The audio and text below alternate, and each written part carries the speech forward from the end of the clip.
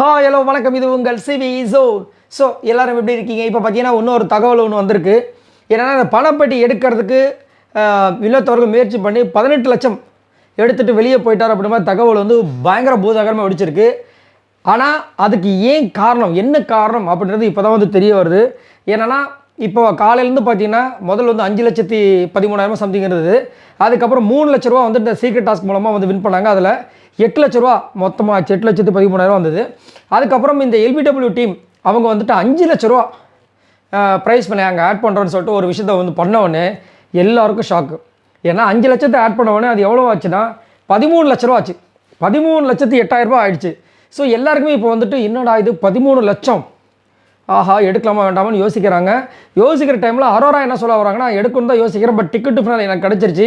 மக்கள் என்னை இவ்வளோ தூரம் கொண்டு வந்துட்டாங்க, அது என்னவா பண்ண போகிறாங்க, என்னை கையை தூக்கி விடுவாங்களா என்றதானே வந்துட்டு நான் பார்த்தே ஆகணும் அப்படின்ற மாதிரி ஒரு முடிவில் நான் எடுக்க போகிறது இல்லை அப்படின்ற மாதிரி சொல்லிட்டாங்க. அரோராவுக்கு வந்துட்டு டைட்டில் வின் பண்ண ஆசையாக ரைட்டு. அதாவது உயிரை கொடுத்து எவ்வளோ பேர் வந்து எவ்வளோ கண்டென்ட் கொடுத்து எல்லாம் வெளியே போயாச்சு. இந்த அம்மாவுக்கு வந்து டைட்டில் வின் பண்ணணும்னு ஒரு ஆசை, ரைட்.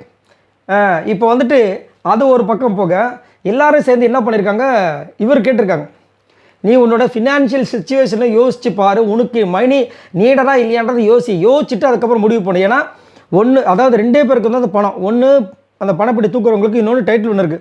டைட்டில் வின்னருக்கு 5 பேர் போட்டி போட போகிறாங்க. அதில் உனக்கு கிடைக்குமா கிடைக்காதான்றது ஒன்று இருக்கும். இன்னொன்று வந்து இது நம்ம இஷ்டம், எடுக்கலாமா வேண்டாமான்றது. ஸோ அதனால் யோசி அப்படின்ற மாதிரி ஒரு விஷயம் வந்து நடந்திருக்கு. அதில் தான் வந்து அவர் மனுஷன் வந்து கொஞ்சம் கன்ஃபியூஸ் ஆகிருக்காப்புல. ஏன்னா அவருக்கு உண்மையிலே பெரிய கஷ்டம். அவர் ஆல்ரெடி சொல்லியிருப்பார், நான் பணம் கஷ்டம், எனக்கு நிறைய விஷயங்கள்லாம் இருக்குது, நான் நல்லா சம்பாரித்த காலத்தில் நிறைய வேஸ்ட் பண்ணிட்டேன், இப்போது பணத்தை சம்பாரித்து நல்லா இது பண்ணோம், அப்புறம் என் மனைவிக்கு வந்து இதை பண்ணணும் அதை பண்ணணும் நிறைய சொல்லிட்டு இருந்தார் இல்லையா. என் மனைவி தான் என் வாழ்க்கையை உலகமே அப்படிலாம் சொல்லியிருந்தார். ஸோ இதெல்லாம் மைண்டுக்குள்ளே போய் அவர் வந்துட்டு இந்த 13 லட்சத்து திரும்ப ஒரு நாளைக்கு ஒரு 5 லட்ச ரூபா வரும் போல இருக்குது. அப்போ 13லேருந்து 18,08,000 சம்திங் வரும் போல இருக்குது. ஸோ அப்போ என்ன பண்ணியிருக்காரு, அதுவும் இன்னொரு தகவல் வருது, ஃபன் பண்ணிருக்காரு. நான் இதை யோசித்த ஸ்டார்டிங்கில் இவர் என்ன பண்ணுவார்னா, தெரியாமல் பண்ணிவிட்டு, தெரியாமல் பிக் பாஸ் தெரியாமல் பண்ணிட்டேன், ஏதாவது பண்ண முடியுமா அப்படின்னு ஏதாவது சொல்லுவார். அந்த மாதிரி ஏதோ ஒன்று பண்ண போகிறாருன்னு நினச்சேன். அதே மாதிரி தான் நடந்துக்கிறத வந்து தகவல் வருது. என்னென்னா ஃபன்னாக வந்துட்டு எடுத்துருவான்னு சொல்லி டக்குன்னு எடுத்துகிட்டு இருக்காருன்ற மாதிரி வந்துட்டு சொல்கிறாங்க. ஆனால் அதை எடுக்காமல் இருந்தால் கண்டிப்பாக, ஏன்னா ஓட்டு தாறுமாறு பிச்சுக்கிட்டு வருது. ஷோ கடவுளே, ஒன்றும் சொல்கிறதுக்கு இல்லை. சரி, இதை பற்றி உங்களோட கருத்துக்களை சொல்லுங்கள். இப்போது லைவில் வந்து இந்த மாதிரி ஒரு விஷயம் நடந்துச்சு. இதுதான் வந்துட்டு அவர் மைண்டுக்குள்ளே ஓட ஆரம்பிச்சிச்சு. அதுதான் யோசிக்கிறதுக்கு இதுவாக 2-3 பேர் நம்மளை கேட்டவுடனே நம்ம இதுவும் போயிடுச்சுன்னா அதுவும் கிடைக்காம போயிடுச்சுன்னா என்ன பண்ணுறதுன்னு யோசிப்பாங்களே, அதில் தான் ஜர்க்காவாங்க. வெளியில் நடக்கிற விஷயங்களை வந்துட்டு அன்றைக்கி அவங்க மனைவி வந்துட்டு இப்போ வந்து ரியா கிட்ட வந்து அவங்க நைஸாக கேட்டிருப்பாங்க, அரோரா பணப்பட்டி எடுக்குவா அப்படின்னு, அவங்க திட்டிருப்பாங்க.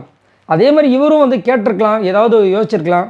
ஆனால் அவங்க ஒன்று மட்டும் சொன்னாங்க, நீ எதுக்கும் இது பண்ணாத, நல்லா சப்போர்ட் இருக்குது, பார்த்து இது பண்ணு, எதுவும் வாயை விட்டுறாத, நல்லா எல்லாத்துக்கும் பேசு, அப்படி தான் சொல்லியிருந்தாங்க. கான்ஃபிடண்ட்டாக சொன்னாங்க. இதை லைட்டாக சொல்லியிருக்கலாமோ அப்படின்னு தோணுது. பட் எது எப்படியோ நாளைக்கு இதான் நடக்க போகுது. ஸோ இதை பற்றி உங்களோட கருத்துக்களை சொல்லுங்கள். பாய் நண்பர்களே.